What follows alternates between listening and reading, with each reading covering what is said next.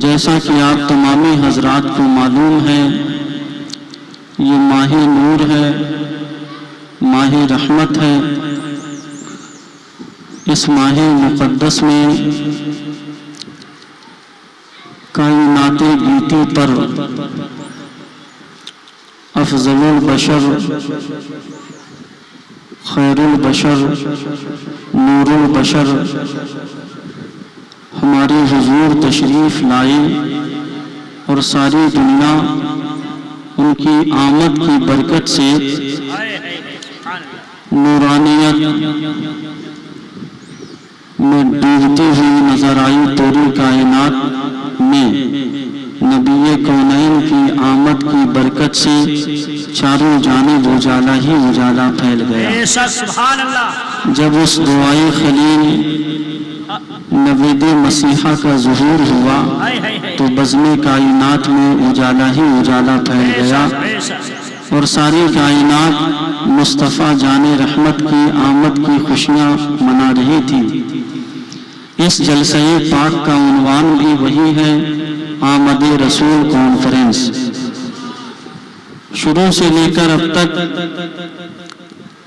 آپ نے بڑی شاندار گفتگو، پیکر اخلاص و محبت، عالم نبیل فاضل جلیل، خطیب ذیشان، واعظ نوجوان حضرت علامہ و مولانا عقیل رضا مجاہدی سے سماعت کی، اور نعتوں کا دور بہت دیر سے چلتا رہا۔ نعت خوانی نے بارگاہ رسالت و نبوت میں اپنا اپنا خراج محبت پیش کیا، اور بڑی خوبصورت نعتیں منقبتیں پیش کی گئیں، آپ بھی محظوظ ہوتے رہے۔ شاعر اسلام جناب زمزم فتح توری اور بادشاہ ترنم جناب بدر الحسن بدر اشرفی، نعت خوان حبیب جناب ناہید اقبال اور دیگر حضرات حضور کی بارگاہ میں اپنی محبت کا خراج اشعار کی شکل میں پیش کرتے رہے۔ ادیب شہیر نقیب بے نظیر حضرت علامہ و مولانا غلام سرور نعمتی صاحب آپ حضرات کو عقیدت و محبت کا جام پلاتے رہے۔ یہاں اسٹیج پر ناشر مسلک اعلیٰ حضرت ناز بارگاہ آل رسول، نازش علم و حکمت حضرت حضرت علامہ و مفتی غلام حیدر مصباحی صاحب قبلہ، جو رونق افروز ہیں، انہوں نے بہت خوبصورت، شاندار، جاندار، بے مثال، باکمال ادارہ بنام جامعۃ الصدیق قائم فرمایا، اور پوری قوم و ملت پر احسان فرمایا کہ آج قوم و ملت کے افراد کے بچے اس ادارے سے علوم دینیہ حاصل کر کے اپنے مشام جان و ایمان کو خود بھی معطر کر رہے ہیں، اور قوم کی رہبری، قوم کی رہنمائی کرنے کا فریضہ انجام دے رہے ہیں۔ اللہ تبارک و تعالی اس جامعۃ الصدیق کو دن 11ویں رات 12ویں ترقی عطا فرمائے۔ آمین آمین آمین۔ اور دیکھیے، ہر دور میں مخالفت ہوتی رہی ہے، حقانیت و صداقت کی مخالفت سے کبھی نہیں گھبرانا چاہیے۔ بہت پہلے اچانک میرے حاشیۂ ذہن پر ایک شعر خود بخود ابھر آیا، خود بخود ابھر آیا کہ مخالفت سے میری زندگی سنورتی ہے، مخالفت سے میری زندگی سنورتی ہے، سفر عروج کا میری نئی حیات کرتی ہے۔ آج اگر اتنی مخالفت نہیں ہوتی تو جامعۃ الصدیق بام عروج کی منزل پہ فائز نہیں ہوتا۔ تو میرے دوستو، مفتی غلام حیدر مصباحی ایک فعال اور متحرک عالم دین کا نام ہے۔ یہ حقیقت میں مسلک اعلیٰ حضرت کے سچے ترجمان ہیں، اور اس دور پرفتن میں جہاں سوشل میڈیا پر اس قدر خرافات بھرے ہوئے ہیں، نئی نسل کے نوجوان سوشل میڈیا کے ذریعے گمراہی کے شکار ہو رہے ہیں، ایسے حالات میں، ایسے عالم میں میرے دوستو، جبکہ تمام سنی تنظیموں کو، اہل سنت کے ہر فرد کو ایک پلیٹ فارم پہ کھڑے ہو کر اور مضبوط لائحہ عمل تیار کر کے ہمیں اپنے قدم کو عروج کی طرف بڑھانا چاہیے، ایسے عالم میں اس گھٹا ٹوپ دور میں بھی کچھ ایسے لوگ ہیں جو اختلافات کی باتیں کرتے ہیں، اور اس قدر اختلافات وہ پیدا کر رہے ہیں کہ اللہ اکبر کبیرہ، اللہ کی پناہ۔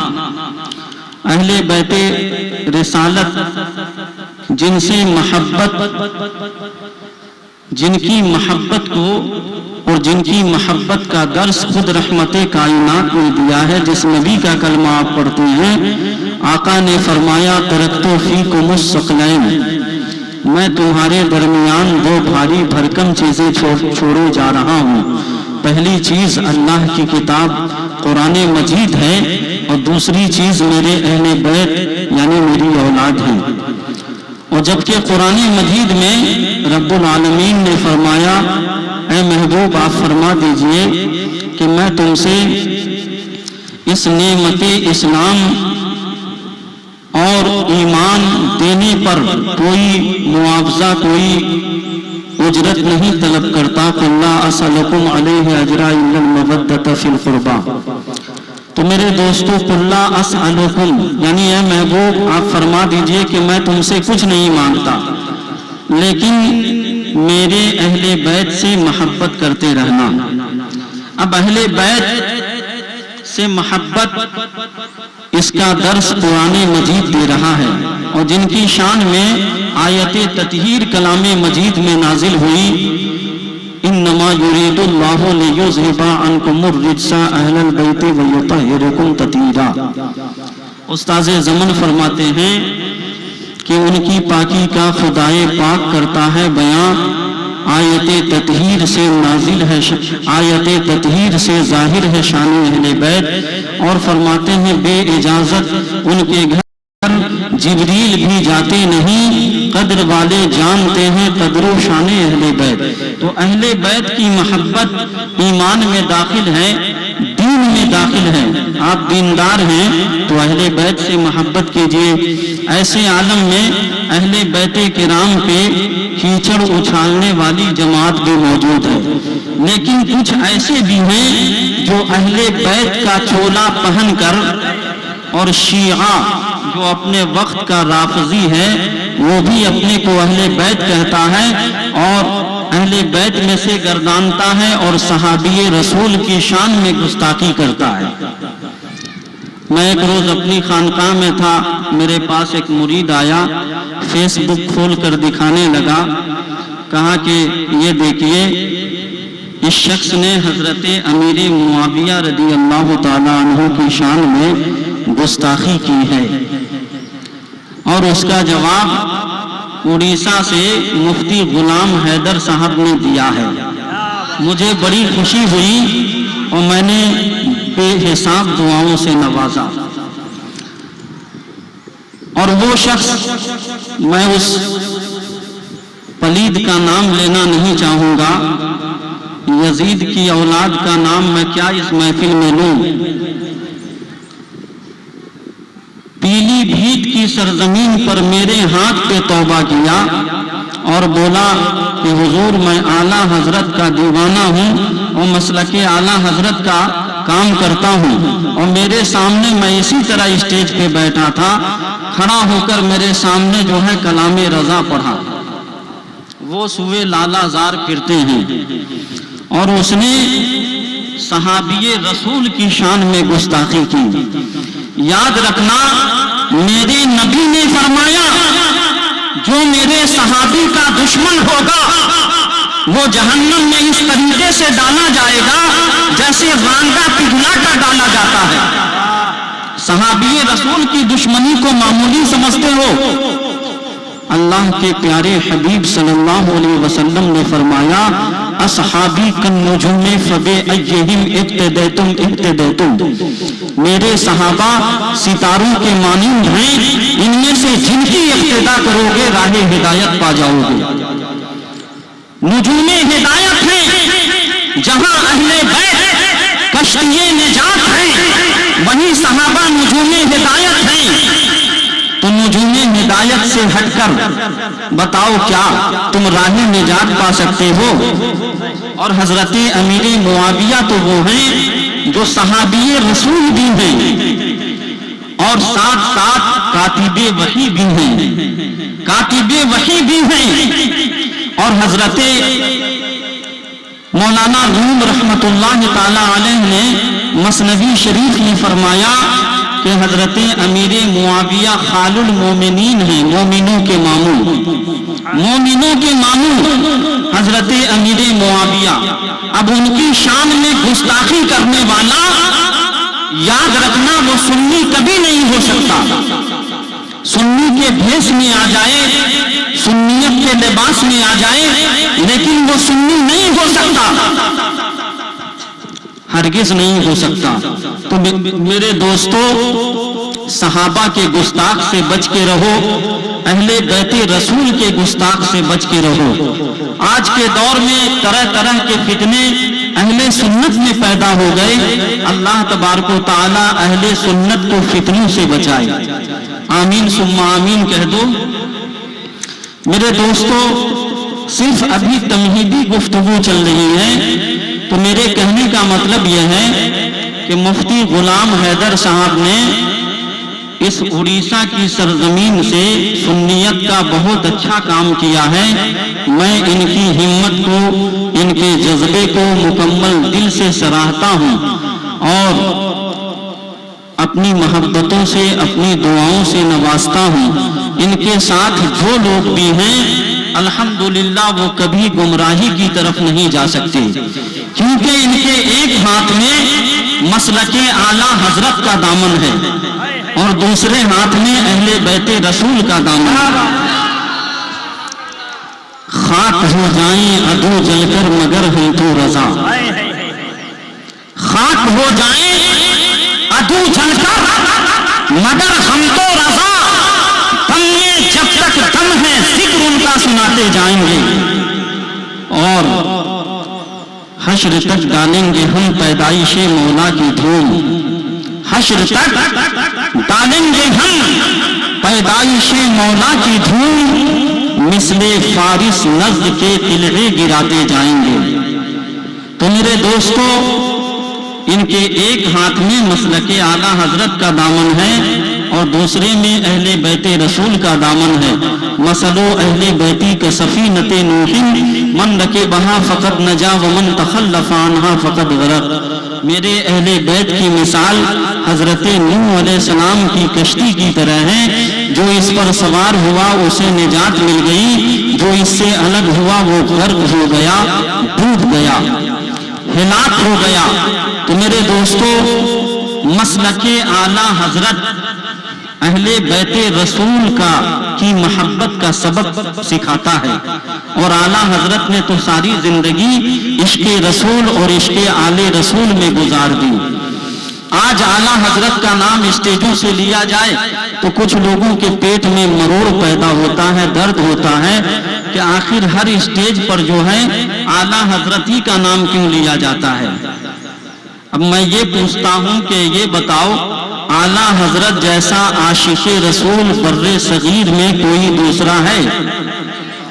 انہوں نے عشق رسول کا ایسا جام پلایا، ایسا سبق سکھایا، محبت رسول کا وہ درس دیا کہ ساری دنیا آج بھی پکار کر کہتی ہے اور قیامت تک پکار کر کہتی رہے گی وادی رضا کی کوہ ہمالا رضا کا ہے، جس سمت دیکھیے وہ علاقہ رضا کا ہے، اور پچھلوں نے تو لکھا ہے بہت دین پر مگر جو کچھ ہے اس صدی میں وہ تنہا رضا کا ہے۔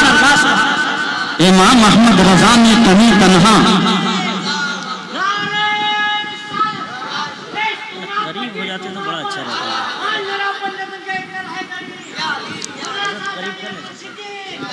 اور مسلک اعلیٰ حضرت کا جو سچا ماننے والا ہوگا وہ کبھی آل رسول کا گستاخ ہو ہی نہیں سکتا، اور جو آل رسول کا گستاخ ہو وہ مسلک اعلیٰ حضرت والا ہو ہی نہیں سکتا۔ بات سمجھ میں آ رہی ہے؟ یہی تو مسلک اعلیٰ حضرت ہے۔ میرے امام نے بریلی کی سرزمین سے پوری دنیا کو یہ پیغام دیا، تیری نسل پاک میں ہے بچہ بچہ نور کا۔ بولو اس سے اچھا شعر کوئی آپ کی نظر سے گزرا؟ اتنا بہترین پیغام میرے امام نے پوری دنیا کو دیا، تیری نسل پاک میں ہے بچہ بچہ نور کا، تو ہے عین نور تیرا سب گھرانہ نور کا، تو ہے عین نور تیرا سب گھرانہ نور کا۔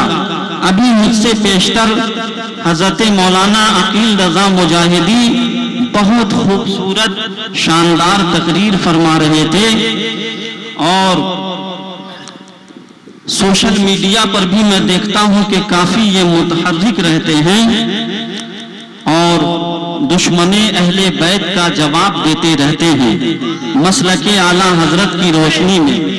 تو آج کے دور میں ایسے مجاہد کی ضرورت ہے، آج کے دور میں ایسے مجاہد کی ضرورت ہے، اور مفتی غلام حیدر مصباحی جو مسلک اعلیٰ حضرت کا پرچم لے کر اس اڑیسہ کی سرزمین پہ کھڑے ہیں اور پوری دنیا کو یہ پیغام دے رہے ہیں کہ اے دنیا والو، میرے ہاتھ میں اس امام احمد رضا کا پرچم ہے جس نے بریلی کی سرزمین سے عشق رسول کا جام پوری دنیا کو پلایا، اور جس امام احمد رضا نے بریلی کی دھرتی سے مدینہ شریف دکھایا، کہہ دو سبحان اللہ، اور جس نے آل نبی کی محبت کا سبق پڑھایا، اس امام احمد رضا کا پرچم میرے ہاتھوں میں ہے۔ چاہے دنیا میں جتنے دشمن آ جائیں، جتنے آدھا آ جائیں،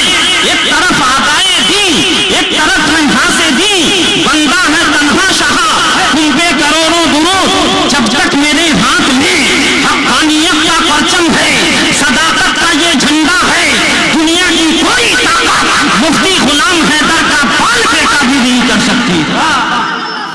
نعرہ تکبیر، نعرہ رسالت، نعرہ رسالت، مسلک اعلیٰ حضرت، عظمت اہل بیت، نعرہ تکبیر۔ میں چاہتا ہوں جو لوگ پیچھے بیٹھے ہیں، حضرت یہاں بیٹھے ہوئے قریب سے حضرت کو دیکھیں، آپ لوگ سامنے چلے آئے، آگے چلے آئیے، آگے چلے آئیے، ابھی گھبرائیے نہیں، بس یہ سمجھیے کہ محفل کی ابتدا ہے، محفل کی ابتدا اب ہو رہی ہے، اتنا سمجھ لیجئے۔ اس طرف جو لوگ بیٹھے چلے آئیے، اور ذہن اگر بن گیا، آپ نے بنا دیا تو انشاءاللہ کچھ میں سنانے کی کوشش کروں گا۔ سید صاحب بلا رہے ہیں، آپ لوگ آ جائیں، آ جائیے، قریب آ جائیے۔ ادب کا تقاضا یہی ہے، محبت رسول کا تقاضا یہی ہے۔ جب میرے نبی دنیا میں تشریف لائے، حضرت شیخ محقق شیخ عبدالحق محدث دہلوی رحمۃ اللہ علیہ مدارج النبوہ شریف میں فرماتے ہیں کہ نبی جب دنیا میں تشریف لائے تو پاؤں کے بل دنیا میں تشریف لائے، اور جب آپ شکم مادر سے روئے زمین پہ آئے تو مصطفیٰ سجدے میں جا کر رب حبلی امتی، رب امتی کی صدائیں بلند فرما رہے تھے، رب امتی، رب امتی، اور روایتوں میں رب حبلی امتی بھی آیا ہے۔ تو جب مصطفیٰ پیدائش کے وقت، ولادت کے وقت آپ کو انہوں نے فراموش نہیں کیا، تو آپ کی محبت کا تقاضا بھی یہ ہے کہ نبی کونین کا جشن میلاد ادب کے ساتھ منائیں۔ چلے آئیے ابھی تو عنوان شروع ہوگا، یہ جو جگہ خالی ہے اس کو بھر لیجئے، جو چلے گئے ان کو جانے دیجئے، ان کی قسمت میں یہیں تک جلسے کا سننا لکھا ہوا تھا۔ اب اس کے بعد جو ہے قیمتی گوہر پارے آپ لوگوں کو اگر حاصل کرنا ہو تو آگے چلے آئیے، کھڑے ہو کر آگے چلے آئیے، کھڑے ہو جائیں، آ جائیے، گھبرائیے نہیں، جلسہ بہت کامیاب ہے۔ الحمدللہ۔ اور کیوں نہ کامیاب ہو، ادھر جو بچے بیٹھے ہیں آپ لوگ آ جائیں، بابا آپ لوگ بھی آ جاؤ۔ درود پاک نعرہ پڑھیے، تکبیر، نعرہ رسالت، سبحان اللہ سبحان اللہ۔ درود پاک پڑھیے، اللہم صلی علی سیدنا شفیعنا مولانا محمد بارک وسلم، صلو علیہ الصلوۃ والسلام علیک یا رسول اللہ صلی اللہ تعالی علیہ وآلہ وسلم۔ میرے دوستو، تو میں بیان کر رہا تھا کہ حق والوں کو تکلیف تو ہوتی ہے، ان کے دشمن بھی ہوتے ہیں، ان سے جلنے والے بھی ہوتے ہیں، ان کے راہ میں روڑے اٹکانے والے بھی ہوتے ہیں، لیکن الحمدللہ حق والوں کا راستہ ہمیشہ کلیئر رہتا ہے، اللہ تعالیٰ کی طرف سے راستہ آسان ہو جاتا ہے اور غیبی مدد ان کے ساتھ شامل حال ہوتی ہے۔ بات سمجھ میں آ رہی ہے؟ ارے میدان بدر میں صرف 313 تھے نا، لیکن ہزاروں پہ بھاری تھے، ہزاروں پہ بھاری تھے۔ ایمان کی طاقت سے مضبوط طاقت کوئی طاقت نہیں ہے، کائنات کی کوئی بھی قوت ایمان سے بڑھ کے نہیں ہے۔ ایمان مضبوط رکھو گے، ہر قدم پہ کامیابی ملتی چلی جائے گی۔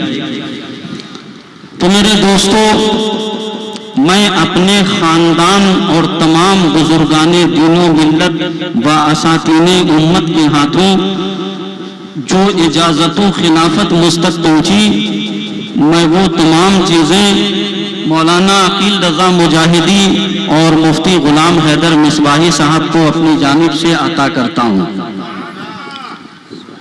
اور ہاں حضرت کو اپنی خانقاہ میں نے دعوت محبت پیش کی ہے۔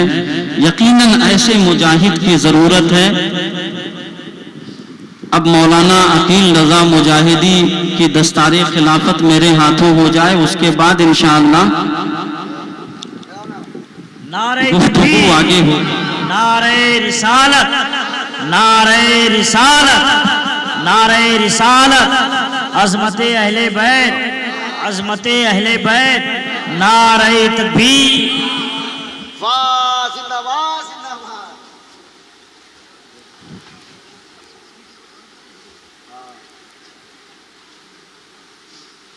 کبھی قوم کو وہی صفائی نہیں ہے، پھر مجاہد صاحب دروگا بن گئے، بہت درست دروگا بن گئے، اب دروگا بن گئے۔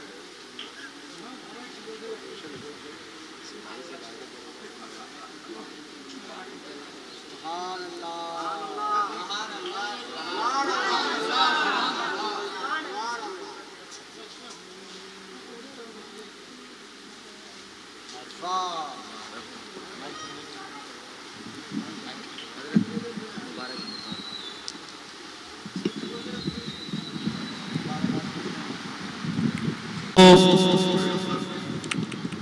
حافظ ملت علیہ رحمت و رضوان کا فرمان ہے، ہر مخالفت کا جواب کام ہے، اور زمین کے اوپر کام کرو، زمین کے نیچے آرام۔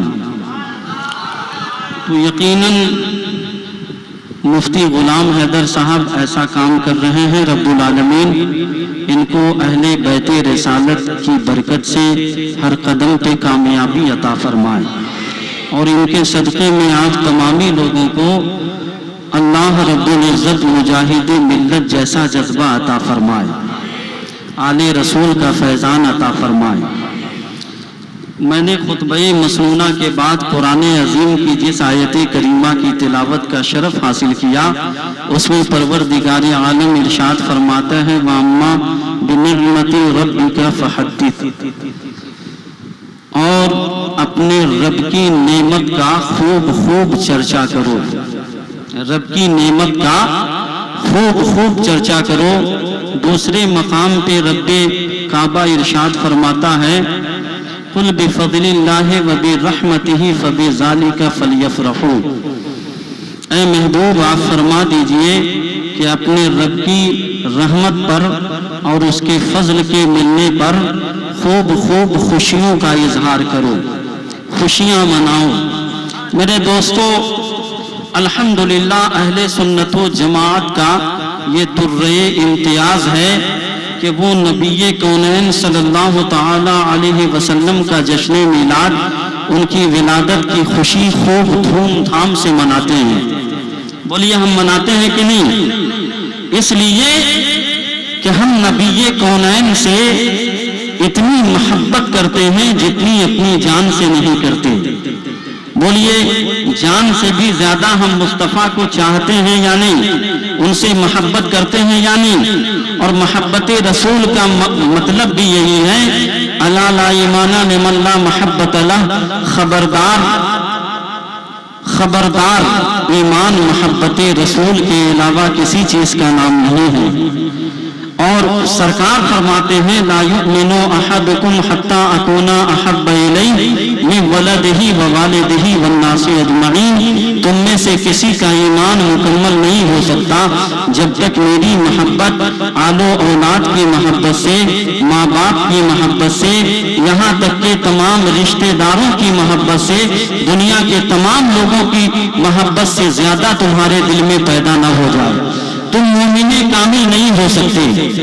تو میرے دوستو، ہم نبی کا ذکر کرتے ہیں، نبی کے ذکر کی محفل سجاتے ہیں، لیکن تکلیف کس کو ہوتی ہے؟ ان لوگوں کو ہوتی ہے جو نبی کونین صلی اللہ تعالی علیہ وسلم کا جشن میلاد نہیں مناتے۔ اس کو بدعت کہتے ہیں، حرام کہتے ہیں، اور نہ جانے کیا کیا کہتے ہیں۔ لیکن میرے دوستو، میلاد کیا ہے؟ نبی کونین کا ذکر ولادت میلاد ہے، حضور کی پیدائش کا ذکر میلاد ہے، اور اسے ہم سنی منانا اپنے لیے فخر سمجھتے ہیں، اس لیے کہ عیدوں کی عید ہے یہ، ربیع الاول کی 12ویں تاریخ عیدوں کی عید ہے۔ صرف عید ہی نہیں، عیدوں کی عید، نثار تیری چہل پہل پر ہزاروں عیدیں ربیع الاول، سوائے ابلیس کے جہاں میں سبھی تو خوشیاں منا رہے ہیں۔ دیکھیے مصطفیٰ جان رحمت کی میلاد تو سب سے پہلے رب العالمین نے عالم ارواح میں منایا۔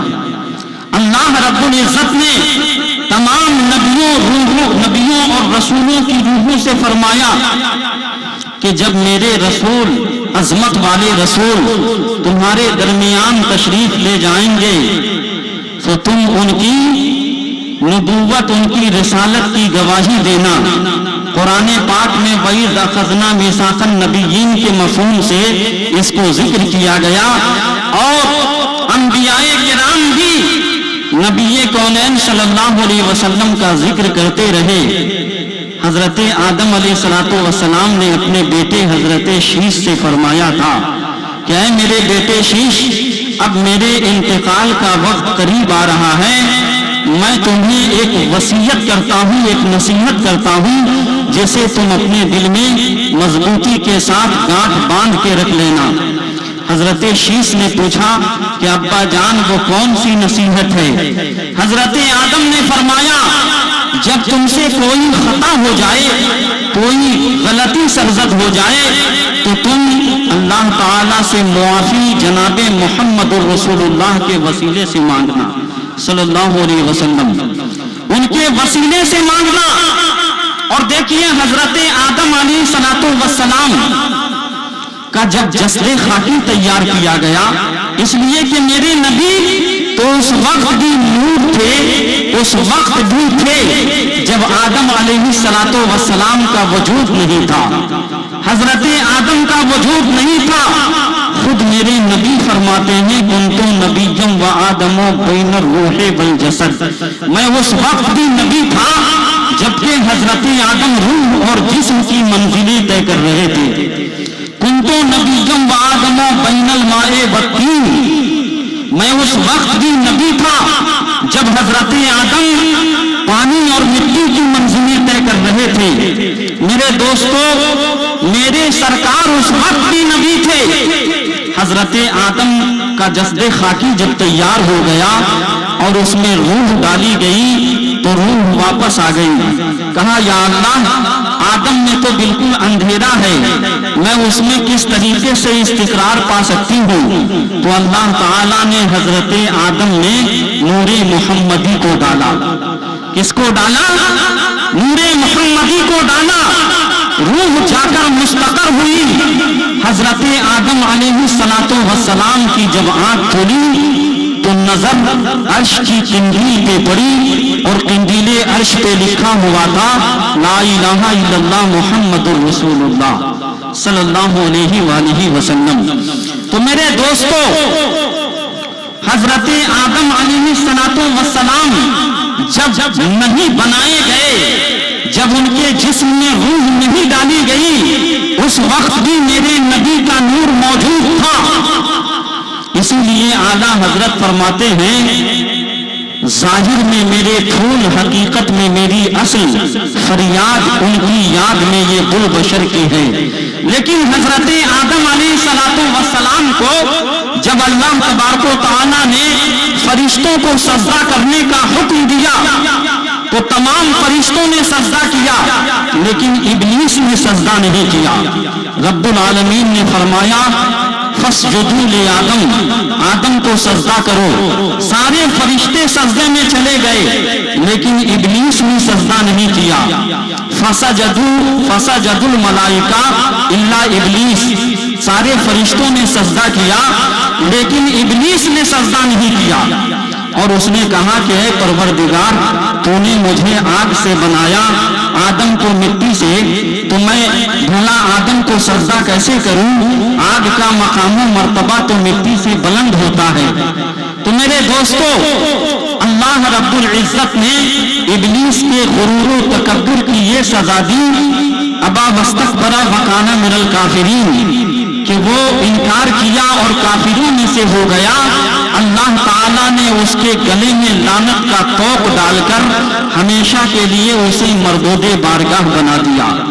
میرے دوستو, حضرت آدم جب چلتے تھے تو فرشتوں کی جماعت حضرت آدم کے پیچھے پیچھے چلتی تھی. حضرت آدم نے رب کی بارگاہ میں عرض کیا کہ پروردگار, یہ فرشتوں کی نورانی جماعت میرے پیچھے پیچھے کیوں چلتی ہے؟ آواز آئی کہ آدم, میں نے تیری پشت میں نور محمدی کو ڈالا ہے, یہ فرشتے اسی نور کی زیارت کرتے ہیں.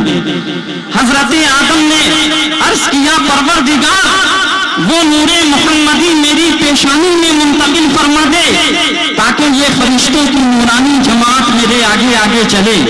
اللہ تبارک و تعالیٰ نے اس نور محمدی کو حضرت آدم کی پیشانی میں منتقل فرمایا. اب فرشتوں کی نورانی جماعت حضرت آدم کے آگے آگے چلنے لگی. پھر حضرت آدم نے بارگاہ عزتی میں دعا کی, پروردگار اس نور محمدی کو میرے انگوٹھوں میں ظاہر فرما دے تاکہ میں اس کی زیارت کر سکوں. اللہ تبارک و تعالیٰ نے اس نور محمدی کو حضرت آدم کے انگوٹھوں میں ظاہر فرمایا اور پھر حضرت آدم نے اس نور محمدی کی زیارت کی اور یہ کہتے ہوئے قرۃ عینی بک یا رسول اللہ چھوم کر آنکھوں سے لگا لیا. اب جب بھی نام محمد آتا ہے تو درود پاک پڑھتے ہوئے صلی اللہ علیہ وسلم کہتے ہوئے انگوٹھے کو چھوم کر آنکھوں سے لگا لینا, یہ ابو البشر حضرت آدم کی سنت ہے. کس کی سنت ہے؟ حضرت آدم علیہ السلام کی. اس لیے کہ آدم علیہ السلام نے نبی کونین صلی اللہ علیہ وسلم کی زیارت فرما کر اور اپنے انگوٹھوں کو چھوم کر آنکھوں سے لگا لیا. حضرت آدم کی سنت. لیکن میرے دوستو, فرشتوں نے آدم کو سجدہ کیا. ان فرشتوں میں سب سے پہلا فرشتہ جس کی پیشانی سجدے میں گری وہ حضرت جبریل امین علیہ السلام ہیں. اور آج جو ہم نمازوں میں 2 سجدے کرتے ہیں, ان سجدوں کی حکمتیں کیا ہیں؟ جب فرشتوں نے پہلا سجدہ کیا حضرت آدم کو حکم ربانی پر کیا. اللہ کا حکم تھا اور شریعت آدم میں سجدہ تعظیمی جائز تھا، لیکن ہماری شریعت میں جائز نہیں ہے۔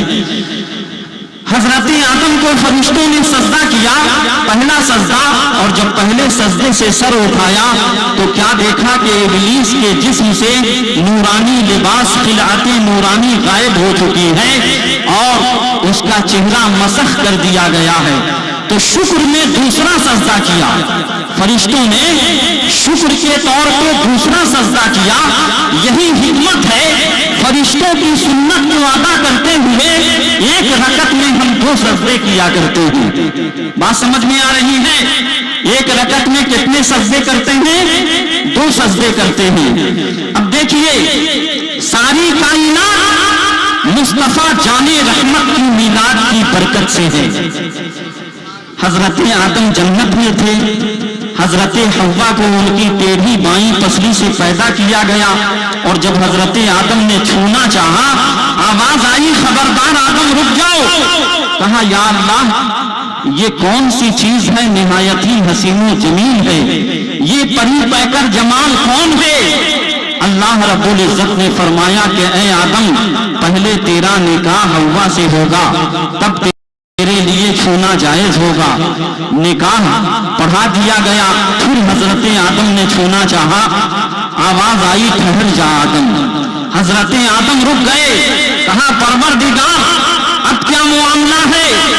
کہا دین مہر ادا کرو، دین مہر ادا کرو۔ اب دین مہر کیا ادا کریں؟ کہا یا رب، اے پروردگار، اے رب العالمین، میں دین مہر میں کیا ادا کروں؟ تو روایتوں میں آیا ہے کہ اللہ رب العزت نے فرمایا کہ میرے محبوب پر درود پاک پڑھو، میرے محبوب پر درود پاک پڑھو۔ حضرت آدم نے 8 مرتبہ درود پاک پڑھا، اور ایک روایت میں 3 مرتبہ، لیکن زیادہ راجح قول کے مطابق 3 ہی مرتبہ ہے۔ ایسے کئی کتابوں میں 10 مرتبہ بھی آیا ہے، لیکن زیادہ معتبر تفسیر کی روشنی میں 3 ہی مرتبہ کا ذکر ہے۔ حضرت آدم نے 3 مرتبہ درود پڑھا، دین مہر ادا کیا، اور پھر حضرت حوا، حضرت آدم جنت میں ساتھ رہنے لگے۔ تو میرے دوستو، کہنے کا مقام یہ ہے کہ یہ ساری کائنات کس کی وجہ سے ہے، کس سے پھیلی ہے؟ آج دنیا میں جتنے انسان ہیں، ان کے باپ ماں کون ہیں؟ حضرت آدم و حوا ہی تو ہیں۔ چاہے کسی بھی مذہب سے تعلق رکھتا ہو، کسی بھی فرقے سے تعلق رکھتا ہو، کسی بھی مکتبہ فکر سے تعلق رکھتا ہو، کسی بھی فرقے سے، کسی بھی اعتبار سے دنیا کا ہر انسان حضرت آدم اور حوا کی اولاد ہے۔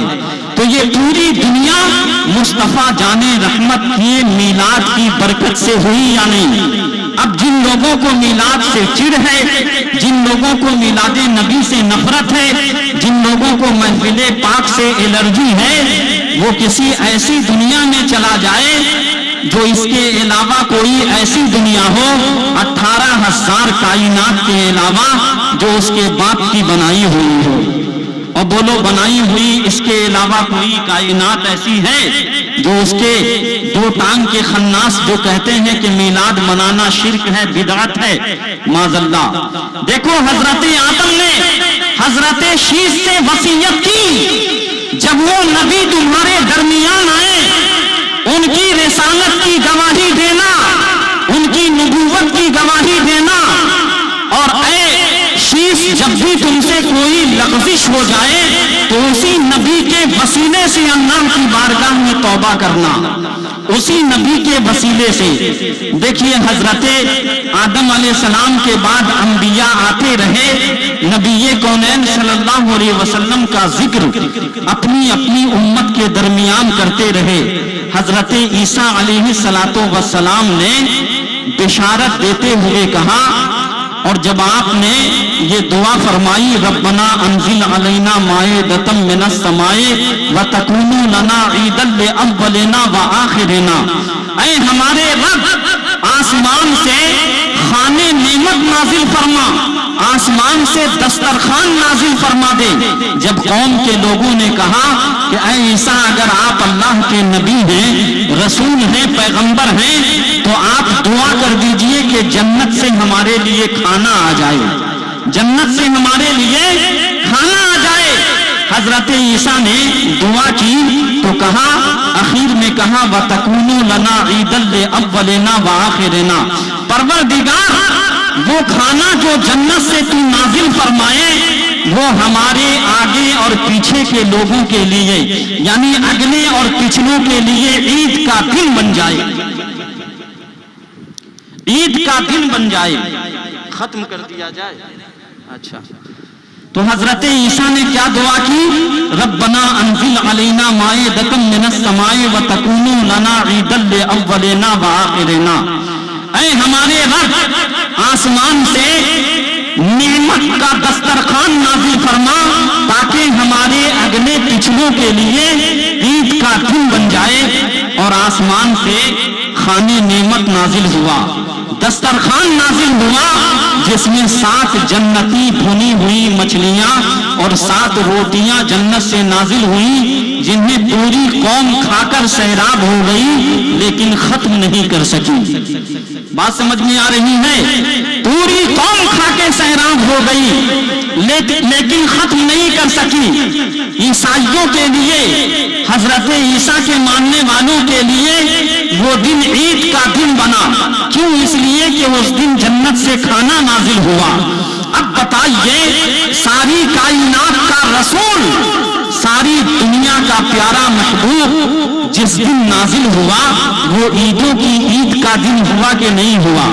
قرآن پاک سے اس کی دلیل، یہ سب سے بڑی دلیل ہے کہ حضرت عیسیٰ کی امت کے لیے جس دن کھانا نازل ہوا وہ عید کا دن بنا، اور جس دن کائنات میں ساری دنیا کا عظمت والا رسول آیا، جس کے لیے اللہ فرماتا ہے لقد من اللہ علی المؤمنین اذ بعث فیہم رسولا، تحقیق کے اللہ کا احسان عظیم ہوا مومنوں پر کہ ان نے انہی میں سے ایک عظمت والا رسول بھیجا۔ احسان جتلاتا ہوا خود اللہ تبارک و تعالیٰ نظر آ رہا ہے۔ دیکھو دنیا کی ساری نعمتیں اس نے تجھے عطا کی لیکن کہیں احسان نہیں جتلایا۔ اپنے محبوب کو بھیجا تو احسان جتا کر اللہ تعالیٰ نے یہ دنیا کو بتا دیا کہ اے دنیا والو، میرے محبوب کی آمد سے بڑھ کر اور کوئی چیز ایسی نہیں ہے جس پہ احسان جتایا جا سکے۔ بات سمجھ میں آ رہی ہے؟ اور نبی کی بعثت، نبی کی آمد، یہ سب سے بڑا احسان ہے مومنوں پر اللہ تعالیٰ کا۔ اور میرے دوستو دیکھیے، حضرت عیسیٰ علیہ السلام نے اپنی امت سے فرمایا تھا، جس کا ذکر قرآن نے اس انداز میں کیا، وَمُبَشِّرًا بِرَسُولٍ يَأْتِي مِن بَعْدِي اسْمُهُ احمد، میرے بعد ایک رسول تشریف لانے والے ہیں جن کا نام احمد ہوگا، جن کا نام احمد ہوگا۔ تو حضرت عیسیٰ علیہ السلام بھی نبی کونین صلی اللہ علیہ وسلم کے میلاد کا ذکر کر رہے ہیں یا نہیں؟ اب بتائیے، نبی رسول حضرت عیسیٰ علیہ السلام نبی کی آمد کا، بعثت کا تذکرہ فرما رہے ہیں، اور ساری دنیا جانتی ہے کہ میرے نبی کا آسمانی نام احمد ہے اور زمینی نام محمد ہے صلی اللہ علیہ وسلم۔ حضرت عیسیٰ علیہ السلام نے اپنی قوم کو خوشخبری دیتے ہوئے فرمایا کہ میرے بعد ایک رسول تشریف لانے والے ہیں۔ 571 سال کے بعد مکے کی سرزمین پر وہ عظمت والے رسول تشریف لائے، جن کا ذکر انبیاء کرتے رہے، رسولان اعظام کرتے رہے، اور تمام پیغمبران اعظام کرتے رہے۔ حضرت سلیمان علی نبینا علیہ الصلوۃ والسلام، جن کی شان یہ ہے کہ حضرت سلیمان کو اللہ تبارک و تعالیٰ نے ایک ایسا تخت عطا فرمایا تھا جس تخت پہ ان کے تمام ماننے والے جتنے انسان تھے، جتنے علماء تھے، جتنے اولیاء تھے، جتنے جنات تھے، اور بہت سے حضرات اس تخت پہ سوار ہو کر پوری دنیا کی سیر کرتے تھے۔ ایک مرتبہ حضرت سلیمان علیہ السلام اس تخت کو لے کر ایک جنگل کے قریب پہنچے تو آپ نے تخت کو اترنے کا حکم دیا، وہ تخت اترا۔ حضرت سلیمان علیہ السلام نے تمام لوگوں سے فرمایا کہ پیدل اس سفر کو طے کرو، اور سب نے اس جنگل کے راستے کو 8 کلومیٹر تک پیدل سفر کر کے طے کیا۔ لوگوں نے پوچھا، اے حضرت سلیمان، پوری دنیا آپ اس تخت پہ گھومتے ہیں، سفر کرتے ہیں، لیکن یہ کیسی جگہ ہے جہاں آپ تخت سے اتر کے پیدل چلنے کا حکم فرما رہے ہیں اور خود آپ نے پیدل چلا؟ تو حضرت سلیمان نے جواب دیا کہ یہ وہ سرزمین ہے کہ یہ جنگل جو نظر آ رہا ہے ایک وقت ایسا آئے گا کہ یہ منگل ہو جائے گا۔ اس جنگل میں ایک شہر آباد ہوگا جس شہر کا نام مدینہ منورہ ہوگا، اور یہی اللہ کے آخری پیغمبر جناب محمد الرسول اللہ صلی اللہ علیہ وسلم مکہ شریف سے ہجرت فرما کر تشریف لائیں گے، یہی ان کی آخری جلوہ گاہ بنے گی، یہی ان کا روضہ شریف ہوگا۔ اس کی وجہ سے، اس ادب کی وجہ سے میں نے پیدل چلنا پسند کیا، تاکہ یہ شہر رسول ہے، شہر نبی آخر الزمان ہے۔ میرے دوستو بتائیے، حضرت سلیمان علیہ السلام نے تمام اپنے چاہنے والوں کے درمیان نبی کا جشن میلاد منایا یا نہیں منایا؟ ان کے ذکر ولادت کو کر کے دنیا کو یہ بتا دیا کہ نبی کونین کا ذکر ولادت کرنا یہ انبیاء کی سنت ہے، اور سنت الہیہ بھی ہے کہ اللہ نے عالم ارواح میں الستو بربکم کا جو وعدہ کیا تھا، کیا میں تمہارا رب نہیں ہوں؟ تمام روحوں نے کہا تھا بلا یا رب العالمین، کیوں نہیں اے رب، تو ہی ہمارا رب ہے۔ لیکن میرے دوستو، ان تمام شواہدات اور ثبوت کے ہوتے ہوئے آج عقل کے اندھوں کو میلاد النبی منانے کی کوئی دلیل ہی نظر نہیں آ رہی ہے، اس لیے کہ جس کے دل میں عداوت رسول پیدا ہو جائے، شقاوت و بدبختی کی ایسی مہر لگ جاتی ہے کہ نہ اسے قرآن کی آیت نظر آتی ہے اور نہ اسے حدیث پاک نظر آتی ہے۔ حدیث پاک میں دیکھو، نبی کونین صلی اللہ علیہ وسلم نے جماعت صحابہ میں خود اپنی ولادت کا ذکر فرمایا اور تفصیل کے ساتھ فرمایا۔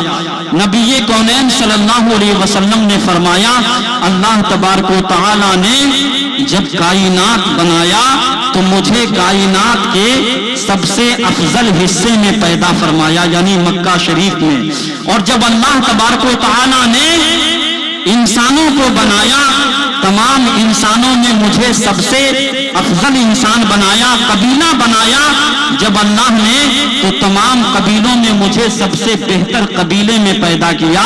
میرے دوستو، نبی کونین نے اپنی ولادت کا ذکر مجمع صحابہ میں خود ہی فرمایا، اور جب حضرت حسان بن ثابت رضی اللہ تعالی عنہ کھڑے ہو کر نبی کونین صلی اللہ علیہ وسلم کی شان میں یہ اشعار گنگنائے، وَأَحْسَنَ مِنْكَ لَمْ تَرَ قَطُّ عَيْنِي وَأَجْمَلَ مِنْكَ لَمْ تَلِدِ النِّسَاءُ خُلِقْتَ مُبَرًّا عَنْ كُلِّ عَيْبٍ كَأَنَّكَ قَدْ خُلِقْتَ كَمَا تَشَاءُ۔ یا رسول اللہ، آپ سے زیادہ حسین میری آنکھوں نے کسی کو نہیں دیکھا۔ اب آپ کو یہ بتا دوں کہ یہ حضرت حسان عمر کے اعتبار سے حضور سے بڑے ہیں، عمر کے اعتبار سے، ظاہری عمر کے اعتبار سے، عمر ظاہری کے اعتبار سے، ورنہ عمر باطنی میں تو نبی کونین صلی اللہ علیہ وسلم کا یہ مقام ہے کہ ایک مرتبہ جبریل سے حضور نے پوچھا، اے جبریل تمہاری عمر کتنی ہے؟ جبریل نے کہا، یا رسول اللہ، مجھے میری عمر کا اندازہ تو نہیں ہے، لیکن چوتھے حجاب پر 70,000 سال کے بعد ایک ستارہ چمکتا تھا جس کو میں نے 72,000 مرتبہ دیکھا ہے۔ चौथे हिजाब पर एक सितारा 70,000 साल के बाद चमकता था, जिसे मैंने 72,000 मर्तबा देखा। मेरे नबी ने फरमाया कि ऐ जिब्रील, अना ज़ालिकल कौकब, वो सितारा मैं ही हूँ, वो सितारा मैं ही हूँ। अब इस एतबार से चाहे दुनिया का कोई कंप्यूटर हो, कैलकुलेटर हो, या दुनिया की कोई भी मशीनरी हो, वो फेल हो जाएगी, लेकिन नूरे मुहम्मदी की उम्र का अंदाजा कोई मशीन, कोई कंप्यूटर, कोई कैलकुलेटर नहीं लगा सकता। मेरे दोस्तों, ये शान है मुस्तफ़ा जाने रहमत की। ये हजरत हसन बिन साबित उम्र ज़ाहिरी के एतबार से हुजूर से बड़े हैं। मदारिजुन नबुव्वा शरीफ में हजरत शेख अब्दुल हक मुहद्दिस देहलवी फरमाते हैं कि हजरत हसन की उस वक्त बचपन की उम्र थी जब नबी तशरीफ ला रहे थे, और कुफारे मक्का ने क्या देखा कि काबे में जितने बुत रखे गए थे वो सब के सब धड़ाधड़ गिरते हुए नजर आ रहे हैं, सब जमीन बोस होते नजर आ रहे हैं। दौड़े हुए कुफार गए और जाने के बाद बुतों को उठाकर सीधा किया। फिर दूसरी मर्तबा सारे बुताने काबा जमीन बोस हुए।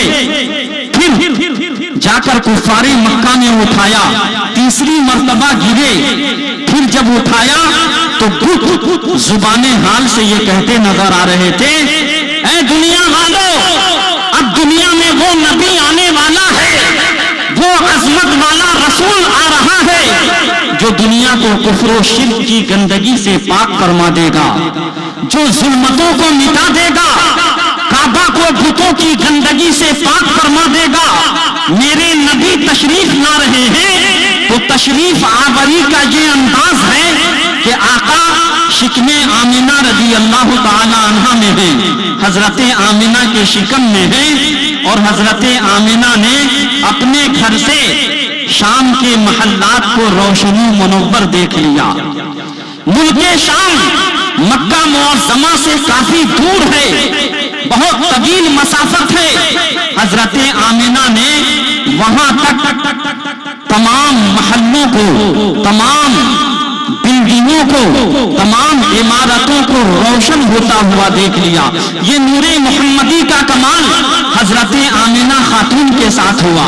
तो जब हजरत आमिना खातून रज़ी अल्लाह ताला अन्हा, जो हुजूर की वालिदैन माजिदा हैं, और देखिए हजरत आमिना खातून वो नेक सीरत बीबी हैं, वो नेक सीरत खातून हैं कि जब वो नूरे मुहम्मदी हजरत अब्दुल्लाह की पेशानी में मुंतकिल होकर आया, हजरत अब्दुल्लाह जिस गली से गुजरते थे वो गली रोशन होती हुई नजर आती थी।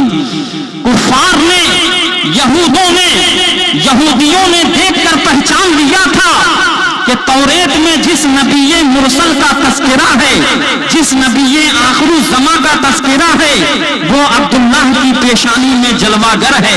क्यों ना अब्दुल्लाह का खात्मा कर दिया जाए ताकि बनी इस्राइल से नबूवत ना जाए। ये सोच करके हजरत अब्दुल्लाह एक रास्ते से गुजर रहे थे, और वहीं एक खसअमिया औरत का मकान पड़ता था। उस जमाने की वो काहिना थी, इल्मे नुजूम में बहुत ज्यादा महारत रखती थी, बहुत बड़ी काहिना थी। उसने जैसे ही हजरत अब्दुल्लाह की पेशानी को देखा, फौरन समझ लिया और कहा कि ऐ अब्दुल्लाह, क्या तुम मुझसे निकाह करोगे? ऐ अब्दुल्लाह, क्या तुम मुझसे निकाह करोगे? हजरत अब्दुल्लाह ने कहा कि मैं तुझसे निकाह उस वक्त तक नहीं करूंगा जब तक अपने वालिद हजरत अब्दुल मुत्तलिब से पूछ न लूं। ये कहकर, चूंकि वो काहिना बहुत ज्यादा दौलतमंद थी, बहुत ज्यादा मालदार थी, उसके पास बेहिसाब दौलत की फरावानी थी, उसने कहा कि अब्दुल्ला, तुम मुझसे निकाह कर लो, ये सारी दौलतें मैं तुम्हारे कदमों में बिछा दूंगी। लेकिन हजरत अब्दुल्लाह ने ये कह के टाल दिया कि मैं अपने वालिद हजरत अब्दुल मुत्तलिब से पूछ कर तुमसे निकाह करूंगा। ये कह के चले गए, जंगल की तरफ जा रहे हैं हजरत अब्दुल्ला। जितने यहूदी थे जिन्होंने अलामात देखकर, पहचान देखकर और ये समझ लिया था कि वो नूरे محمدی عبداللہ سے ہی دنیا میں ظہور پذیر ہونے والا ہے، وہ درختوں کے پیچھے چھپ گئے اور تلوار ہاتھ میں لیے ہوئے تھے۔ حضرت عبداللہ جب جنگل کی طرف پہنچے، وہ یہودی حملہ کرنا چاہ رہے تھے کہ اچانک غیب سے اللہ تبارک و تعالیٰ نے شیروں کو نمودار کر دیا اور وہ سب کے سب ڈر کے وہاں سے بھاگ گئے۔ نبی کونین صلی اللہ علیہ وسلم کے نانا جان حضرت وہب یہ سارا منظر اپنی آنکھوں سے دیکھ رہے تھے۔ وہ سمجھ گئے اور فوراً جا کر اپنی بیٹی آمینہ کے لیے حضرت عبداللہ سے بات کی اور کہا، حضرت عبد المطلب سے بات کی اور کہا کہ اپنے بیٹے عبداللہ کا نکاح میری بیٹی آمینہ کے ساتھ کر دیجئے، اس لیے کہ مکے کی سرزمین پر خاندان قریش میں حضرت آمینہ رضی اللہ تعالی عنہا سے زیادہ عزت و عظمت والی کوئی دوسری خاتون نہیں تھی۔ حضرت عبد المطلب نے اس رشتے کو قبول کیا اور حضرت عبداللہ کا نکاح حضرت آمینہ خاتون سے ہو گیا۔ میرے دوستو، جمعے کی وہ رات تھی کہ حضرت عبداللہ سے وہ نور منتقل ہو کر شکم آمینہ میں پہنچ گیا اور وہ نور مصطفیٰ شکم آمنہ میں پہنچا، بطن مادر میں پہنچا۔ حضرت عبداللہ ایک دن اسی راستے سے گزر رہے تھے جہاں اس کاہنہ عورت نے انہیں نکاح کی دعوت دی تھی، جس کے پاس بے حساب دولت تھی۔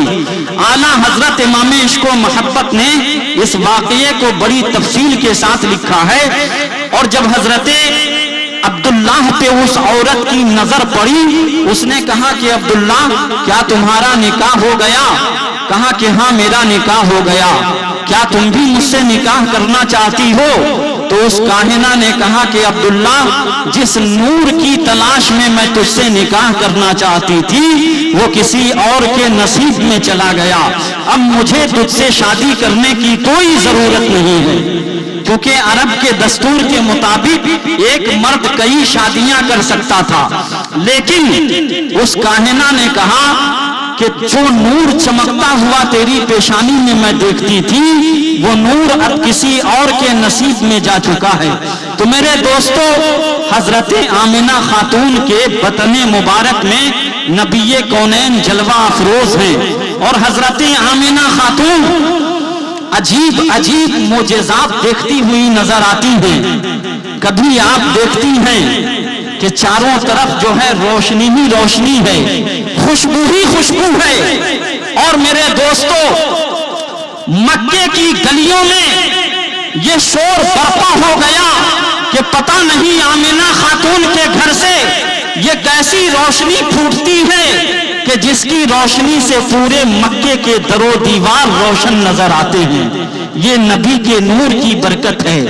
بحیرہ صعبہ اور بحیرہ تبریہ جس کی کفار پرستش کرتے تھے، جو کئی سالوں سے سوکھ چکی تھی، ایک جھیل جو کئی سالوں سے سوکھی ہوئی تھی، اور ایک جھیل جو کئی سالوں سے جاری تھی، جس کو لوگ پوچھتے تھے، تو جو جاری تھی وہ اچانک سوکھ گئی جسے لوگ پوچھتے تھے، اور جو سوکھی ہوئی تھی جسے لوگ نہیں پوچھتے تھے وہ اچانک جاری ہو گئی۔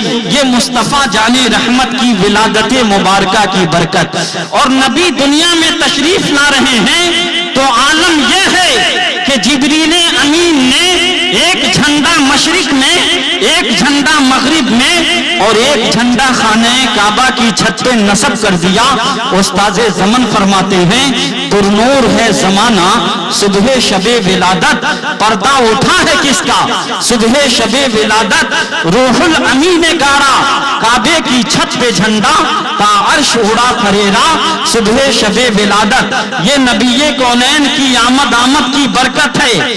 دنیا میں عام بچے پیدا ہوتے ہیں تو وہ ناف لے کر کے آتے ہیں، لیکن نبی جب پیدا ہوئے تو ناف بریدہ پیدا ہوئے۔ دنیا میں عام مائیں جب بچے بچہ پیدا کرتی ہیں یا ان کے شکم میں بچے ہوتے ہیں تو میرے دوستو اس وقت انہیں درد سے ہوتا ہے، بے حساب درد کا احساس ہوتا ہے، لیکن حضرت آمنہ خاتون فرماتی ہیں کہ نبی میرے شکم میں تھے، مجھے ذرہ برابر بھی احساس نہیں ہوا کہ میں حمل سے ہوں۔ یہ نبی کونین صلی اللہ علیہ وسلم کی آمد کا انداز ہے۔ اور دیکھیے حضرت آمنہ خاتون فرماتی ہیں کہ جب نبی آخر الزمان تشریف لانے لگے تو ان کے آمد کا انداز یہ تھا کہ میرے پاس کچھ جنتی خواتین آئیں اور انہوں نے مجھے ایک جام پیش کیا جو بہت ہی میٹھا تھا، دودھ سے زیادہ سفید تھا، برف سے زیادہ ٹھنڈا تھا، جسے میں نے پی لیا اور پیتے ہی نبی آخر الزمان کی ولادت ہو گئی، مجھے محسوس ہی نہیں ہوا۔ میرے دوستو جب نبی پیدا ہوئے تو عام بچے پیدا ہوتے ہیں تو ختنہ شدہ پیدا نہیں ہوتے، دنیا میں آنے کے بعد ان کا ختنہ کیا جاتا ہے، لیکن میرے آقا جب تشریف لائے تو ناف بریدہ آئے، مختون پیدا ہوئے، اور جب میرے نبی پاؤں کے بل زمین پہ اپنا قدم رکھا، کیونکہ عام بچے کی ولادت ہوتی ہے تو سر کے بل ہوتی ہے، لیکن میرے نبی جب تشریف لائے تو آمد کا انداز یہ ہے کہ پاؤں کے بل تشریف لائے اور سر کو سجدے میں ڈال کر میرے آقا نے اس وقت بھی اپنی امت کو یاد فرمایا۔ اسی لیے ہم اپنے نبی کی یاد کو اٹھتے بیٹھتے چلتے پھرتے ہر مقام پہ اسے زندہ رکھتے ہیں، اور یہی تو ہم مومن کی شان ہے کہ ہم جان تو دے سکتے ہیں لیکن مصطفیٰ جان رحمت صلی اللہ علیہ وسلم کی محبت کا سودا نہیں کر سکتے، نبی کی شریعت کا سودا نہیں کر سکتے، نبی کے دین کا سودا نہیں کر سکتے۔ یہ ایک مومن کی شان ہے، ایک بندے مومن کی پہچان ہے۔ میرے دوستو نبی دنیا میں جب تشریف لا رہے تھے اس وقت حضرت عبد المطلب کعبہ شریف کا طواف کر رہے تھے، کعبے کے اندر سے آواز آئی، حضرت عبد المطلب نے کیا دیکھا کہ کعبہ بیت آمنہ کی طرف جھکا ہوا ہے، حضرت آمنہ کے گھر کی طرف جھکا ہوا ہے۔ عبد المطلب طواف کر رہے ہیں لیکن یہ دیکھ کر حیرت زدہ ہیں کہ آج کعبے کو کیا ہو گیا ہے، کعبہ آمنہ کے گھر کی طرف جھکا ہوا ہے۔ تو کعبے سے آواز آئی، عبد المطلب جاؤ، تمہارے گھر رب کا آخری پیغمبر جناب محمد الرسول اللہ صلی اللہ علیہ وسلم تشریف لا رہے ہیں۔ میرے دوستو اسی کی نقشہ کشی کرتے ہوئے سرکار اعلیٰ حضرت بریلی کے تاجدار فرماتے ہیں، حاجیو آؤ شہنشاہ کا روضہ دیکھو، کعبہ تو دیکھ چکے کعبے کا کعبہ دیکھو۔ ساری دنیا کعبہ کی طرف جھکتی ہے لیکن میرے نبی کی ذات وہ ہے کہ کعبہ ذات رسول کی طرف جھکا ہوا ہے، کعبہ نبی کی ذات کی طرف جھکا ہوا ہے۔ اور حضرت امام احمد بن حنبل فرماتے ہیں کہ جس روضہ اقدس کی جس مٹی سے میرے نبی کا جسم نازنی مس کیا ہوا ہے، لگا ہوا ہے، وہ پوری روئے زمین تو دور ہے، عرش اعظم سے بھی افضل ہے، وہ مٹی عرش اعظم سے بھی افضل ہے۔ تو مصطفیٰ جان رحمت کی آمد کا انداز یہ ہے کہ مصطفیٰ دنیا میں تشریف لا رہے ہیں تو ظلم و ستم مٹتے ہوئے نظر آ رہے ہیں، غریبوں، بے کسوں، بیواؤں، جن کو سماج میں کوئی عزت نہیں دی گئی تھی، جن کے پنجے کو مروڑ دینا شان سمجھا جاتا تھا، جنہیں زندہ جلا دینا کمال سمجھا جاتا تھا، مکے کی سرزمین پر ہی نہیں پوری دنیا میں یہ ایک عجیب طرح کا دستور تھا کہ عورتوں کو جلا دیا جاتا تھا۔ مکے کی سرزمین پہ بیٹیاں دفن کی جا رہی تھی، زندہ انہیں قبر میں ڈال دیا جاتا تھا۔ جب مصطفیٰ دنیا میں تشریف لائے تو آپ نے فرمایا تمہاری بیٹیاں تمہارے لیے رب کی رحمت کا ذریعہ ہیں۔ نبی نے فرمایا الجنت تحت اقدام امہاتکم، تمہاری مائیں تمہاری ماؤں کے قدموں کے نیچے جنت ہے، لہٰذا اپنی ماں کی، اپنے والد کی، اپنے والدین کی خدمت کر کے جنت حاصل کرو۔ ماں کے مقام کو بڑھانے والے میرے نبی، بیٹیوں کی عظمت کو دنیا کے سامنے پیش کرنے والے میرے مصطفیٰ جب دنیا میں تشریف لائے، چاروں جانب سے کفر کی گھٹا ٹوپ اندھیرا، کفر کی گھٹا ٹوپ ظلمت جو چھائی ہوئی تھی وہ ختم ہو گئی۔ یہ مصطفیٰ کی آمد کی برکت تھی۔ اسی کو میں نے اس شعر میں بہت پہلے ضم کر کے پیش کیا تھا کہ یہ کس کی آمد ہے اس زمین پر، یہ کس کی آمد ہے اس زمین پر کہ بت کدے لڑکھڑا رہے ہیں، یہ کس کی آمد ہے اس زمین پر کہ بت کدے لڑکھڑا رہے ہیں۔ ایام نہ ہو تجھے مبارک، حضور تشریف لا رہے ہیں، یہ کس کی آمد ہے اس زمین پر کہ بت کدے لڑکھڑا رہے ہیں۔ غریب و غمخوار،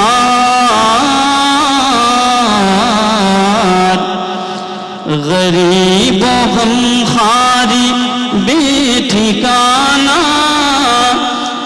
جسے ستاتا تھا یہ زمانہ، وہ دیکھو دیکھو سراپا رحمت، ہر کی رحمت لوٹا رہے ہیں، یہ کس کی آمد ہے اس زمین پر کہ بت کدے لڑکھڑا رہے ہیں، یہ کس کی آمد ہے اس زمین پر کہ بت کدے لڑکھڑا رہے ہیں۔ میرے نبی کی آمد کی برکت سے ساری کائنات، بزم کائنات میں چاروں جانب اجالا پھیلا اور مصطفیٰ جان رحمت دنیا میں تشریف لائے۔ تو میرے دوستو، صرف اپنوں نے نہیں بلکہ جنہوں نے نبی کونین سے ساری زندگی عداوت کی، حضور کو طرح طرح کی اذیتیں دی، تکلیف پہنچائی، جس کی شان مذمت میں، جس کے رد میں قرآن عظیم میں پوری سورت نازل ہو گئی، جسے دنیا مردود و ملعون ابو لہب کے نام سے جانتی ہے۔ بخاری شریف میں یہ حدیث موجود ہے کہ جب ابو لہب مر گیا تو اس کے گھر والوں نے، بعض لوگوں نے خواب میں دیکھا۔ کیا خواب میں دیکھا؟ اسے خواب میں دیکھا اور پوچھا کہ تمہارے ساتھ کیا معاملہ کیا جاتا ہے، یعنی تم جب مرے، دنیا سے گئے تو تمہارے ساتھ کیسا معاملہ اختیار کیا گیا؟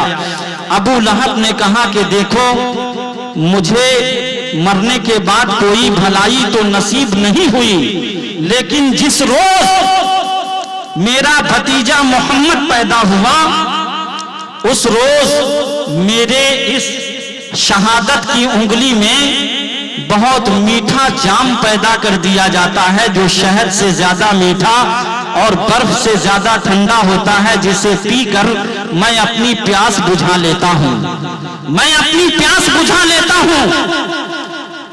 کہا کیوں ایسا معاملہ کیوں ہوا؟ کہا اس لیے کہ جب میرے بھتیجے کی ولادت ہوئی تو میری لونڈی سویبہ نے آ کر مجھے خبر دی کہ اے ابو لہب، تیرے بھائی عبداللہ کے گھر بیٹا پیدا ہوا ہے، آمینہ خاتون کے گھر محمد الرسول اللہ کی آمد ہوئی ہے۔ تو میں خوشی میں، ولادت رسول کی خوشی میں، اسی انگلی سے میں نے اپنی لونڈی سویبہ کو آزاد کر دیا تھا۔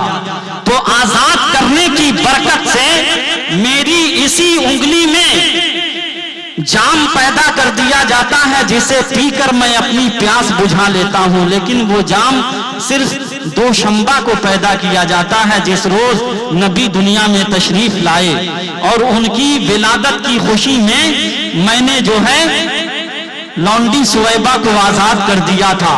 تو حضرت شیخ عبدالحق محدث دہلوی فرماتے ہیں کہ جب ایک سڑا ہوا کافر جس کے لیے قرآن میں اللہ تعالیٰ نے سورہ تبت یدا نازل فرما دی، اس نے جو ہے نبی کی ولادت کی خوشی میں جب اپنی باندی کو آزاد کر دیا تو اللہ تعالیٰ نے اسے بھی ولادت رسول کے فیض سے محروم نہیں کیا۔ تو بتاؤ، جو عاشق رسول نبی کونین کی آمد پر خوشیاں منائے، اللہ تعالیٰ اسے کیسے محروم کر سکتا ہے؟ اور اس کا حکم بھی تو ہے، ارشاد ربانی ہے، قل بفضل اللہ وبرحمتہ فبذالک فلیفرحوا۔ اے محبوب، آپ فرما دو کہ اپنے رب کی رحمت اور اس کے فضل کے ملنے پر خوب خوشیوں کا اظہار کرو۔ تو میرے دوستو، یہ ماہ رحمت ہے، خوشیوں کا اظہار کرنا ہم مومنوں کا ایک وتیرہ ہے، ہم مومنوں کا نصیبہ ہے کہ ہمارے ہاتھ میں دامن رسول ہے، ہمارے دل میں عشق مصطفیٰ ہے۔ اور کیوں نہ ہو کہ عشق مصطفیٰ کی دولت وہ ہے، ایسی دولت ہے کہ اس عشق مصطفیٰ کی آگ کو جس نے اپنے سینے میں لگا لیا اسے جہنم کی آگ نہیں جلا سکتی، نہیں جلا سکتی۔ اعلیٰ حضرت ارشاد فرماتے ہیں کہ اے عشق تیرے صدقے جلنے سے چھوٹے سستے، اے عشق تیرے صدقے، اے عشق تیرے صدقے جلنے سے چھوٹے سستے، اے عشق تیرے صدقے جلنے سے چھوٹے سستے،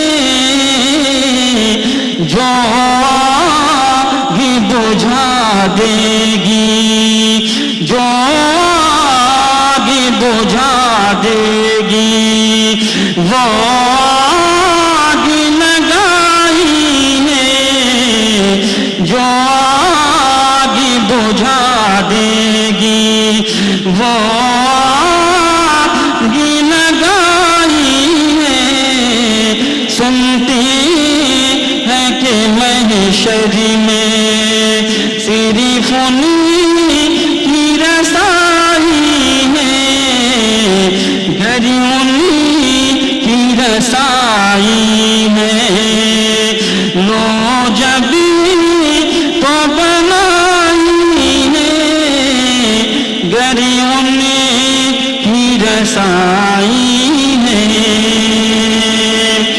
اور قربان سہی افضل مکہ ہی بڑا زاہد، قربان سہی افضل مکہ ہی بڑا زاہد، قربان سہی افضل مکہ ہی بڑا زاہد، ہم عشق کے بندے ہیں، ہم عشق کے بندے ہیں، کیوں بات بڑائی ہے، ہم عشق کے بندے ہیں۔ تو ہم تو محبت رسول میں ذکر ولادت رسول مناتے ہیں، اس کا فیضان ہمیں کیسے نہیں حاصل ہو سکتا؟ جب ایک سڑے ہوئے کافر ابو لہب کو حاصل ہو سکتا ہے، صرف ایک لونڈی سویبہ کو آزاد کرنے کی خوشی میں، اور بخاری شریف بادیں و امہاتکم اللاتی و ارضعنکم میں یہ روایت موجود ہے، اور بھی حدیث کی کئی کتاب میں موجود ہے۔ تو جب ابو لہب کو اس سے فائدہ حاصل ہو سکتا ہے جس نے قدم قدم پر زندگی بھر مصطفیٰ جان رحمت صلی اللہ علیہ وسلم کو تکلیفیں پہنچائی، یہ ایسا سڑا ہوا کافر کہ فاران کی چوٹی سے جب نبی کونین نے تمام لوگوں سے مخاطب کرتے ہوئے کہا تھا، اے مکے کے لوگوں، اگر میں تم لوگوں سے کہوں کہ اس پہاڑی کے پیچھے ایک فوج ایسی ہے جو تم پہ حملہ کرنے والی ہے، تو کیا تم میری بات کو مانو گی؟ تو تمام قوم کے لوگوں نے کہا کہ اے محمد، ہم ضرور مان لیں گے، اس لیے کہ کبھی بھی آپ کی زبان سے ہم نے غلط لفظ نکلتے نہیں دیکھا، آپ کی زبان سے کبھی بھی غلط بات صادر ہوتے ہوئے نہیں دیکھا، نہ کبھی آپ نے کسی کی امانت میں خیانت سے کام لیا ہے، نہ کوئی غلط الفاظ کبھی زبان سے نکالا ہے، ضرور ہم مان لیں گے۔ تب نبی پاک صلی اللہ علیہ وسلم نے فرمایا کہ مان لو میں اللہ کا رسول ہوں، انا محمد الرسول اللہ صلی اللہ علیہ وسلم، میں محمد اللہ کا رسول ہوں۔ کفار خاموش تھے، یہی ابو لہب خبیث ہے، ملعون و مردود ہے، جس نے کہا کہ اے محمد تو برباد ہو جائے، تیرے دونوں ہاتھ ٹوٹ جائیں معاذ اللہ۔ لیکن رب العالمین نے ابو لہب کے لیے سورہ تبت یدا نازل فرما کر یہ کہہ دیا، تبت یدا ابی لہب، ٹوٹ جائیں ابو لہب کے دونوں ہاتھ۔ پہلے اپنے محبوب کی دلجوئی فرمائی، محبوب آپ غم نہ کرو، ابو لہب کے اس گستاخی کا جواب اللہ دے گا۔ اے محبوب، ورفعنا لک ذکرک، اللہ نے تو آپ کے مقام کو بہت بلند فرما دیا ہے۔ اے محبوب، وَإِنَّكَ لَعَلَىٰ خُلُقٍ عَظِيمٍ، آپ تو خلق عظیم کے ساتھ دنیا میں تشریف لائے ہیں۔ اعلیٰ حضرت فرماتے ہیں تیری خلق کو حق نے جمیل کہا، تیری خلق کو حق نے عظیم کیا، کوئی تجھ سا ہوا ہے نہ ہوگا شاہ، تیرا مثل نہیں ہے خدا کی قسم، تیرا مثل نہیں ہے خدا کی قسم۔ تو میرے دوستو، میرے نبی کی دلجوئی فرمائی، قرآن پاک میں آیتیں نازل کر کے پہلے اپنے محبوب کو اللہ تبارک و تعالی نے فرمایا کہ محبوب آپ خلق عظیم کے ساتھ تشریف لائے ہیں، ابو جہل کا جواب تو آپ کا پروردگار دے گا۔ اور اللہ تبارک و تعالی نے ابو جہل کا جواب دے کر ابو جہل کو خسرت دنیا والآخرہ فرما دیا، وہ دنیا میں بھی خسارے میں ہے، آخرت میں بھی خسارے میں ہے۔ تو میرے دوستو، ہمارا ایمان یہی ہے کہ چاہے کچھ بھی ہو، دنیا سے ہمیں کوئی لینا دینا نہیں ہے، ہم مومن ہیں، مومن کامل ہیں۔ تو مصطفیٰ جان رحمت کے لیے جان کیا ہے؟ ایک جان نہیں، اگر اللہ کروڑوں جان دے دے تو نبی کے قدموں میں قربان کر دیں۔ اعلیٰ حضرت فرماتے ہیں کہ کروں تیرے نام پہ جان فدا، نہ بس ایک جان دو جہاں فدا، دو جہاں سے بھی نہیں جی برا، کروں کیا کروڑوں جہاں نہیں۔ اللہ تبارک و تعالی ہم سب کی حاضری کو قبول فرمائے۔ رب العالمین مفتی غلام حیدر صاحب کو، ان کی تمام ٹیم کے لوگوں کو اور اس جامعۃ الصدیق کو روز افزوں ترقی عطا فرمائے، برکتیں عطا فرمائے۔ رب العالمین اپنے حبیب کی رحمت سے جکھرئی کی سرزمین کے سارے سنی مسلمانوں کو اور ان کے دلوں کو عشق رسول کا گہوارہ بنا دے، اور ان کے صدقے میں عالم اسلام کے تمام لوگوں کو رب العالمین سنی جنتی مسلمان بنائے۔ زہ عزت و اطلاع محمد کہ ہے عرش حق زیر پائے محمد۔ اور اقبال نے اعلیٰ حضرت کے اس کلام پہ جو تضمین پیش کیا تھا وہ بھی سن لیجئے کہ تعجب تو دیکھو کہ فردوس اعلیٰ بنائے خدا اور بسائے محمد، اور تماشا تو دیکھو کہ دوزخ کی آتش جلائے خدا اور بجھائے محمد، جلائے خدا اور بجھائے محمد۔ رضا پل سے اب وزن کرتے گزریے کہ ہے رب سلم صدائے محمد۔ اخیر میں پڑھ لیجئے استغفر اللہ ربی من کل ذنب واتوب الیہ، لا الہ الا اللہ محمد الرسول اللہ صلی اللہ تعالی علیہ وآلہ وسلم۔ اللہ رب العزت ہم سب کو مسلک اعلیٰ حضرت پر استقامت نصیب فرمائے، اور اہل بیت اطہار کے دامن رحمت سے وابستہ رہنے کی توفیق عطا فرمائے۔